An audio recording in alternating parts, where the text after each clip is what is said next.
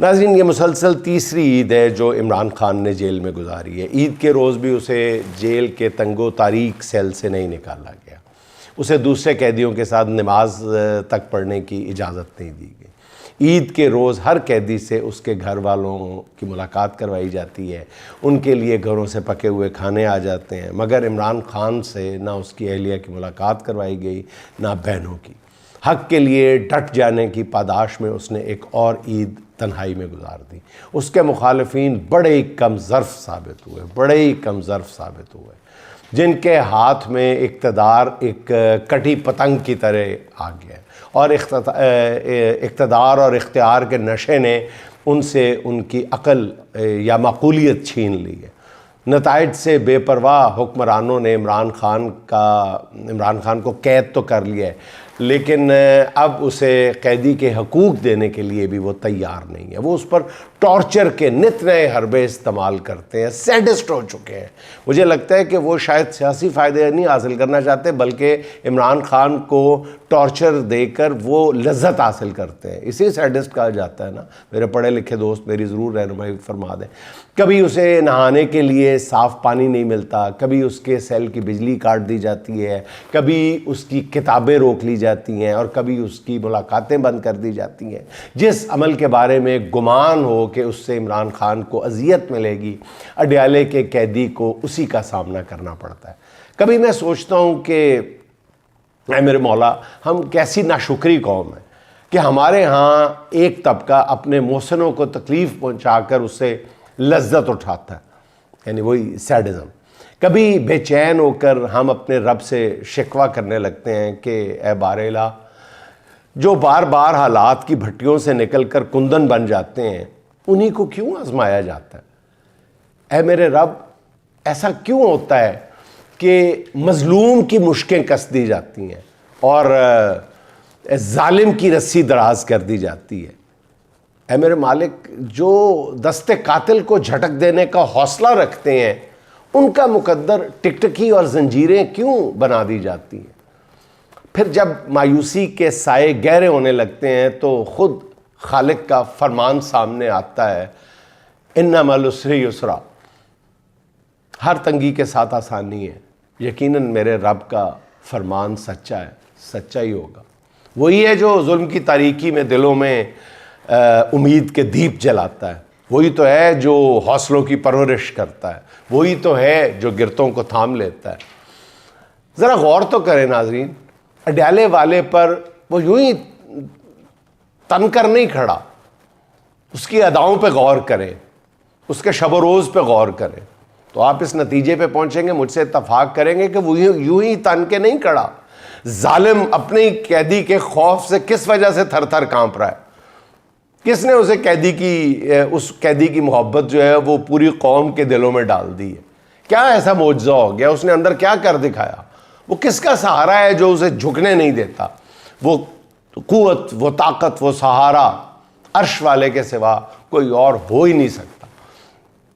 वो लोग जो इमरान खान की मजलूमियत पर दिल गिरफ्तार है, जो अपने हीरो के साथ उस जबर पर तन्हाई में रोते हैं, वो माएँ जो अपने बेटों से ज़्यादा अडयाले के मुकीन के लिए दुआएं मांगती हैं, वो बूढ़े हाथ जो उसके लिए दुआएं नीम शब में उठते हैं, बस उन्हें यही कहना था कि गम ना करो, तुम्हारी दुआएं मुस्तजाब हुई, तुम्हारी आंखों से टपकता आंसू अनमोल मोतियों की तरह कबूल कर लिया गया, क्योंकि मेरे रब का वादा है कि वो अपने प्यारों को खाली हाथ नहीं लौटाता।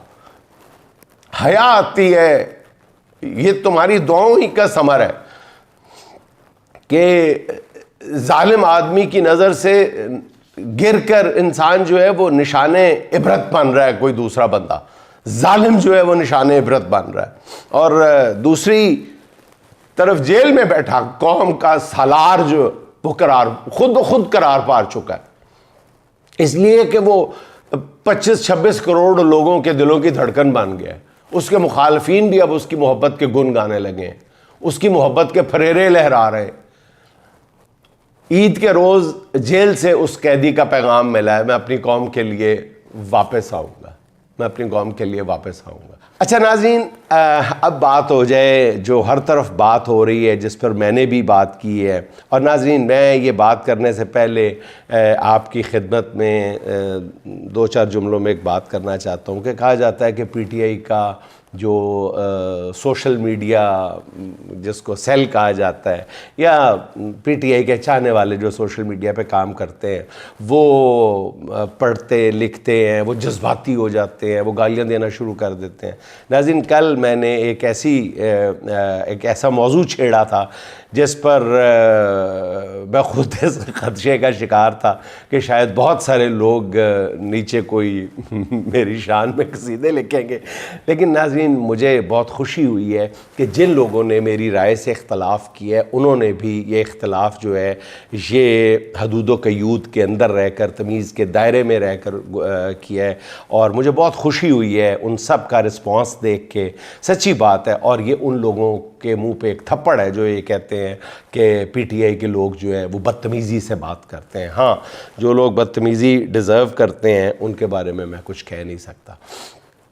अच्छा नाज़रीन, अमेरिकन पाकिस्तानियों के वफ़द की पाकिस्तानी इस्टेब्लिशमेंट की आला शख्सियात के साथ मुलाकातों पर मुसलसल तबसरे और तज्ज़िये जारी हैं, और गुज़िश्ता व्लॉग में कुछ मारूज़ात पेश की जैसे मैंने। लेकिन मेरा ख़्याल है कि इस पर मज़ीद बात की जानी चाहिए, क्योंकि ये बहुत ही इम्पॉर्टेंट मुलाकातें हैं। इस वक्त दुनिया भर में जहाँ जहाँ पाकिस्तानी मौजूद हैं, वो इस पर अपने अपने अंदाज़ में तबसरे और तज्ज़िये कर रहे हैं। मैं हर एक की राय की दिलो जान से कदर करता हूँ, और यकीन करें कि मैं ये बात कोई महज तकल्लुफ़न नहीं कर रहा, रस्म पूरी नहीं कर रहा, बल्कि मैं दिल की गहराइयों से ये समझता हूँ, और दिल की गहराई से मैं हर एक की राय की कदर करता हूँ। क्योंकि इन मुज़ाकरात के कोई भी, आप हामी हो या मुखालिफ, इनमें एक कदर मुश्तरक है कि दोनों ही सिद्ध के दिल से, दिलो जान से इमरान खान की रिहाई चाहते हैं। बस इसके लिए उनके तरीक़ाकार और अप्रोच में फ़र्क है। मेरा अपना रुझान, मैं आपसे बेशतर लोग जानते हैं कि मैं हत्तुल इम्कान बदगुमानी से बचने की कोशिश करता हूँ। जिन अमेरिकन पाकिस्तानियों ने मुलाकातें की हैं, उनमें से अक्सर को मैं ज़्यादा ज़ाती तौर पर जानता हूँ कि उनका खुलूस इमरान खान के लिए किसी भी शक व शुबा से बालातर है। हमारे कई दोस्त इन मुलाकातों के मनफी पहलू भी पेश कर रहे हैं, मैं उनकी नीयत पर भी शक नहीं करता, मगर यहाँ नहायत अदब के साथ उनके सामने सिर्फ अपना नुक्ता नज़र रखने लगा हूँ। पहली बात ये है कि ओवरसीज़ पाकिस्तानी भी हमारी तरह के ही लोग हैं। ये ज़रूर है कि वो अमेरिका में रहते हैं, साढ़े तो बहुत पढ़े लिखे ने, आलमी हालात पर उनकी शायद ज़्यादा नज़र है। वो अंग्रेज़ी चैनल देखते हैं, हम उर्दू चैनल देखते हैं। वो दुकान से कोई चीज़ ख़रीदते हैं और वो बकाया भी नहीं मांगते होंगे हमारी तरह। बहरहाल वो और तरह के लोग हैं, वो और तरह से सोचते हैं मामलात को।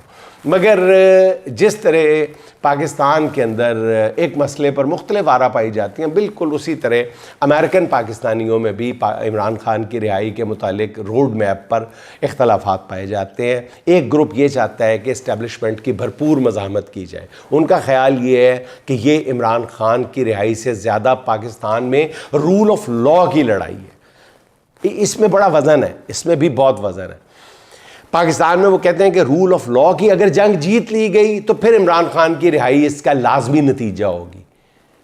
इसका ये अल्टीमेट रिज़ल्ट है रूल ऑफ लॉ की लड़ाई जीतने का, वो इमरान खान की रिहाई है। उनका ख्याल है कि इस जद्दोजहद के नतीजे में होने वाली इमरान खान की रिहाई ही मुल्क के मुस्तकबिल के लिए फ़ैसला कौन होगी। और इन ओवरसीज़ पाकिस्तानियों का ख्याल है कि इस्टेब्लिशमेंट पर इतना बोझ बढ़ाया जाए कि उनके लिए उसे संभालना मुमकिन ना रहे, जिसके लिए ये सड़कों पर एहतजाज, अदालती महाज पर लड़ाई, बाइकआउट वगैरह की मुहिम और दुनिया के अहम शहरों में मुजाहरे करने के कायल है।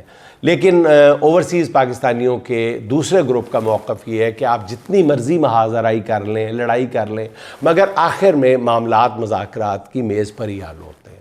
ये लोग काफ़ी अरसे से इसकी कोशिश कर रहे थे। 26 नवंबर से पहले भी इस ग्रुप ने कोशिश की, मगर उसे ज़्यादा पजीराई नहीं मिली। इस बार उन्होंने ज़्यादा बड़ी कोशिश की, और मेरी ज़ाती राय ये है कि मैंने कल भी अर्ज़ किया था कि ये अब तक होने वाली सबसे ज़्यादा ठोस कोशिश है। हो सकता है आपस से इत्तेफाक ना करें, ये आपका हक़ है। मेरे ख़्याल में हालिया मुज़ाकरात की कोशिश से इंशाअल्लाह ताला खैर बरामद होगा।